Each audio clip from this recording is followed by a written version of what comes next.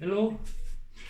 Voilà, au commencement était le Verbe et le Verbe était Dieu. Voilà des petites capsules pour la guérison des âmes et la guidance des malades. Oui, des malades que nous sommes sur Terre. Donc on a besoin de retrouver la source et voilà.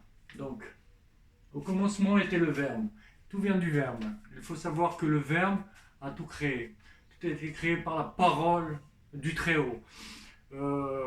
Contrairement à ce que les scientifiques peuvent penser, euh, la création du monde n'a pas été créée par une explosion de matière.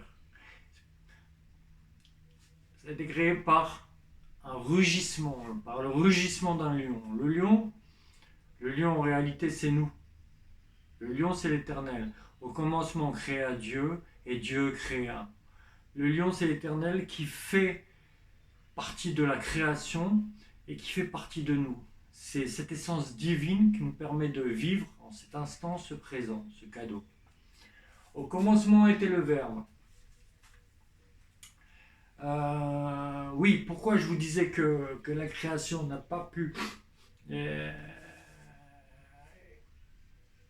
pour créer la matière, il faut... pour faire exploser la matière, il faut de la matière. D'accord? Pour faire une explosion, il faut de la matière. Donc c'est pas une explosion de matière qui s'est passée, c'est une explosion du verbe. Le verbe de Dieu a tout créé. Donc on va analyser le verbe du Très-Haut, béni soit-il, en français. Parce que c'est ma langue natale et c'est la langue que je connais. Donc avec des consonances et des lumières de la Torah, c'est-à-dire que ce sont des lumières de l'hébreu. Euh, voilà, la parole de la Torah était descendue en hébreu. Donc, au commencement, Dieu créa au commencement créa Dieu et Dieu créa. Voilà. On connaît l'Éternel de par une chose qui nous rapproche de l'Éternel le plus précisément possible avec le plus de compréhension, je vais dire. C'est-à-dire, c'est qu'est-ce qui est éternel devant nos yeux, d'accord? Au plus simplement possible, c'est la numérologie. Voilà. Dans tout ce que vous allez penser, dans toutes les lettres, il y a une terminaison, sauf dans la numérologie. C'est-à-dire que les lettres, c'est du A jusqu'au Z, d'accord? Tout ce qui est matériel, matériaux, etc., c'est limité, d'accord? Le tableau, mon corps, tout ce qu'il y a autour de nous, c'est limité, donc c'est fini. Il n'y a qu'une chose qui n'est pas limitée et qui est éternelle, c'est les numéros, la numérologie. Voilà. Ce qui nous rapproche le plus du visage, de la parole de Dieu, de la compréhension divine. Alors voilà. Donc, je vais vous faire du 1 au 10 la création. C'est simple. Euh, euh, Au départ, il y avait Adam, il y a eu Ève, il y a eu Abel, Cain et Seth. D'accord? Et on va démarrer avec Adam. Adam, c'est l'alpha des âmes. Ok? C'est le premier, c'est le début. Le début de la parole, c'est le A. D, la lettre D, âmes. C'est la première âme qui a toutes les âmes en elle, en lui. Au début, c'était un homme et une femme. Là, dans l'Adam, il y a la dame. D'accord? Et ensuite, avec le souffle, après le sixième jour, après le septième jour, on va dire, parce qu'il y a eu le Shabbat, il a insufflé son souffle à Adam. C'est l'âme divine, c'est le souffle d'Adam. Sinon, il y avait l'âme animale qui était dans Adam, l'homme et la femme, la dame, on va dire, l'Adam. Ensuite, il y a eu Ève. Bon, on va descendre ça dans les numéros. Voilà le 1, dans l'éternité, quoi. Voilà le 1. Alors, qu'est-ce que le 1? C'est U et N. D'accord? On décompose pour arriver à la source, pour arriver à une... Comme on sait que l'Éternel est le Verbe, on va analyser le Verbe. Et on va chercher le secret dans le Verbe. Le Kabbalah, ça veut dire le sod, le secret en hébreu, en français. Alors c'est U et N. Au début, Adam et Ève, quand ils n'avaient pas péché, il n'y avait pas la haine. Il n'y avait pas de haine. Alors c'est U et N. Ils étaient un peu neuneux. D'accord? Il n'y avait pas tout le savoir qu'on a, toute la soi-disant science qu'on a, soi-disant entre guillemets, hein, parce que rien ne nous appartient. Alors U et N. U, N. Ils étaient liés. D'accord? Adam, Adam, une, un nœud. D'accord? Donc c'est U et N. Donc dans le 1, il y a la femme. Une. Ok? Qu'est-ce qu'ils ont fait? Le 1 et le une. D'accord? L'homme et la femme. Adam et Ève. Ils ont fait le 2.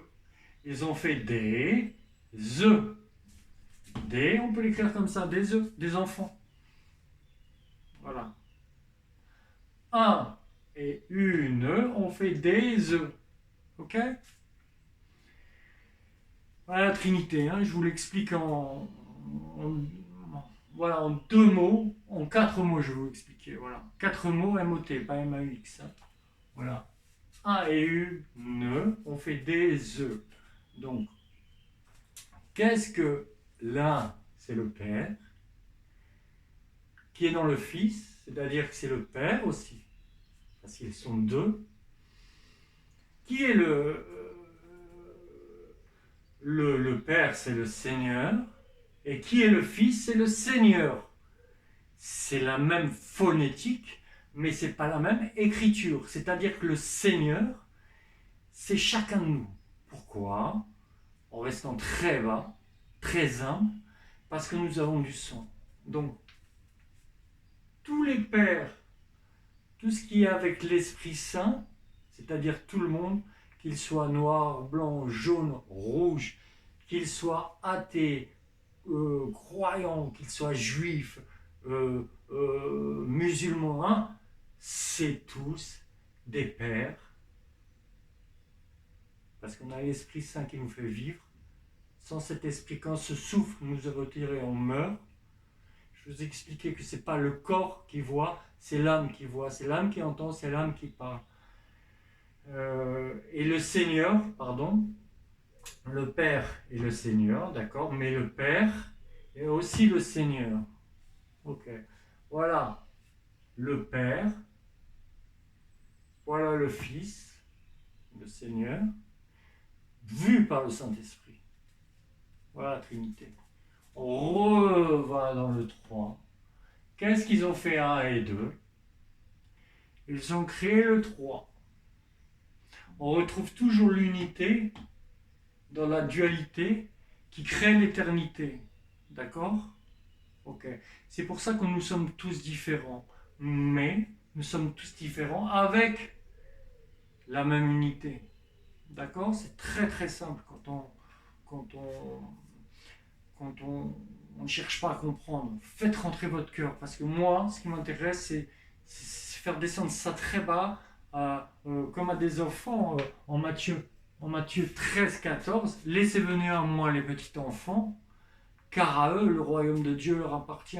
C'est-à-dire retrouvez votre cœur d'enfant pour arriver à saisir ce qui va sonder et toucher vos cœurs. Moi, je ne touche pas vos esprits, ça ne m'intéresse pas. Parce que l'esprit, c'est l'arbre du péché, de la connaissance du bien et de mal. S'il n'y a pas l'arbre de vie, ça ne m'intéresse pas. S'il y a l'arbre de vie, ce que je vous amène là, c'est pas moi qui vous amène, c'est le Père qui parle. C'est le Père, c'est l'Éternel qui parle en moi. D'accord? Moi, je vous amène rien, je suis rien. D'accord?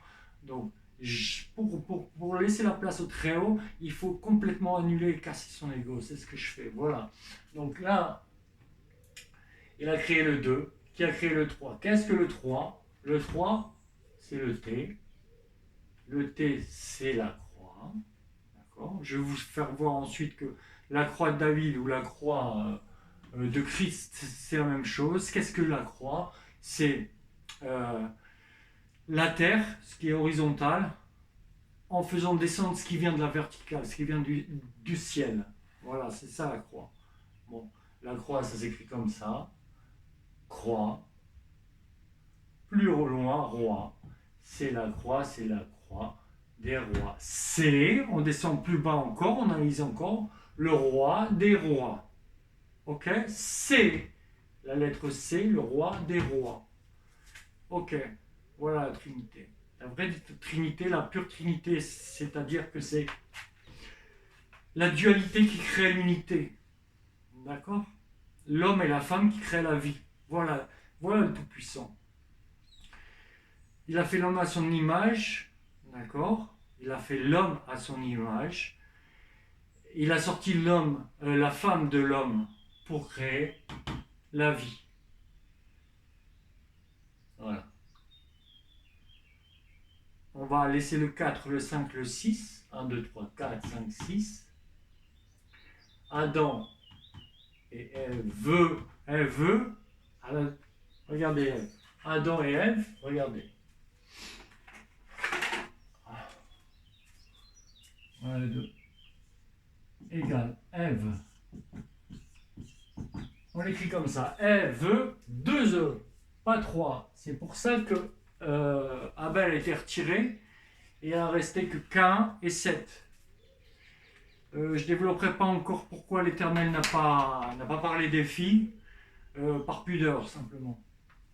Parce que toute la création a été faite entre frères et sœurs, c'est logique, les fils d'Adam et d'Ève, mais l'Éternel n'en a pas parlé dans la Genèse 4, dans la création Abel et Cain, c'est-à-dire que la première guerre au monde, ça vient de 2 frères finalement. Donc oui, 1, 2, 3, 4, 5, 6, 7. Les 7 cieux, on les retrouve là, pour l'éternité. Hein. Quand on s'élève, on arrive aux 7 cieux. Ensuite le 8. Le 8 c'est un symbolique, c'est comme un sablier, c'est symbolique du temps. Et aussi, quand on couche le 8, on fait le symbole de l'éternité. Donc après les 7 cieux, on voit l'éternel. Et ce qu'on appelle les Gilgul, les réincarnations, après, on est tout neuf. D'accord? On est tout neuf après un sommeil. C'est pour ça qu'en psaume 133, ouais, l'Éternel, quand on va dans le sommeil, on va près des trônes. C'est-à-dire que l'âme divine, elle retourne près des trônes et l'âme animale reste dans le corps. Donc ensuite on est tout neuf, après le 8, on est tout neuf, la réincarnation, et on dit, on reparle et on porte sa croix. Pour l'élévation, pour quelle élévation? Celle de l'âme.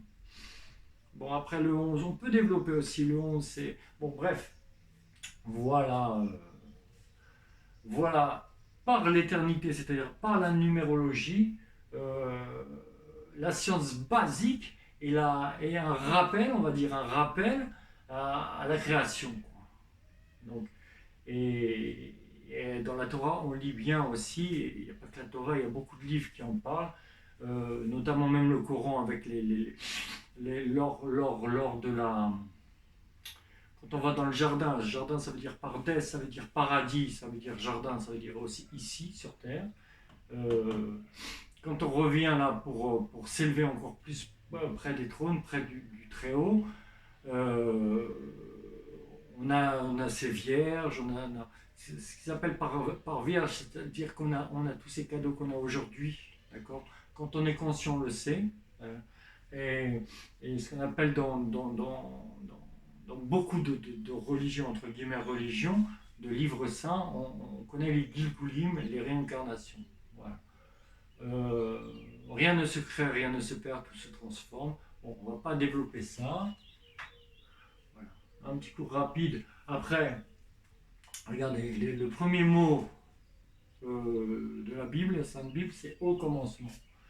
Donc, c'est l'homme, énergie, l'oméga, c'est-à-dire que c'est l'homme, c'est une énergie pour un certain âge, ce qu'on appelle l'hommage. Là, H plus HM, il est là mais on ne le voit pas. Voilà. Une énergie, c'est l'homme, c'est cette énergie-là, l'homme, c'est-à-dire c'est nous, en semant. C'est-à-dire que au commencement, c'est l'homme, c'est l'énergie de l'homme en semant. Voilà. Donc on récolte toujours ce qu'on sème sur Terre. Si c'est pas pour cette vie, on récolte pour la vie d'après. Donc on va revenir pour des réparations afin de s'élever. Donc rien ne se perd, rien ne se crée. Écoutez bien, hein. On a tous une conscience. La conscience, c'est ce qui nous rapproche du Très-Haut. Et la conscience, c'est ce qui nous dit de faire bien ou de faire mal. Ok? Mais il n'y a rien qui se perd. Il n'y a rien qui n'est rien, si vous voulez. Tout est création, tout est illusion, tout est énergie. Mais derrière ça, il y a une conscience. Qu'est-ce que la conscience? C'est le Dhat, c'est la connexion à l'éternel. D'accord? On le sait au fond de soi-même. On l'a peut-être oublié. Parce qu'on croit que la vie... moi, j'ai une autre image de la vie. J'ai une image de la vie qui est relative avec la connexion au Très-Haut. C'est-à-dire que, pour moi, le corps est déjà mort. Comme ce t-shirt, il est mort, pourtant il vit, parce que je bouge mon corps. Mais qu'est-ce qui bouge mon corps? C'est mon âme. Du moins, l'âme animale et l'âme divine que j'ai, parce que j'ai une autre âme divine qui est plus haut et qui me fait la connexion avec le ciel et la terre, d'accord? Ok. Ça, on développe, c'est kabbalistique, c'est un peu plus détaillé. Après, il y a des grands sages et des grands qui connaissent bien la Kabbale, que je pourrais vous dire, qui pourraient vous guider là-dessus. En tout cas, voilà. Donc voilà, c'est l'âme qui voit, c'est l'âme qui parle, c'est l'âme qui écoute. Ok, le corps, il est là. Quand il meurt, il est toujours là. Par contre, il voit plus, il parle plus. Pourtant, il est là. Ok, c'est comme ce t-shirt qui bouge et qui est mort quand je l'enlève. Mon corps, il bouge. Quand mon âme le quitte, il est mort. Qui c'est qui a vu, qui c'est qui a entendu, qui c'est qui a parlé? C'est mon âme. Ok, on va arrêter là. Un petit cours rapide. Parce qu'il ne faut pas que ça soit trop prenant. Il faut que ça touche les cœurs vraiment. Les esprits, on viendra après sur les calculs et tout de religion, entre guillemets. Mais bon, moi, je prends le savoir, je le jette. Je prends le savoir, je le jette. Ce qui m'intéresse, c'est l'instant de vie, ici et maintenant. Ok, le présent est un cadeau. Le présent est un présent et le plus beau des présents reste à venir. Amen.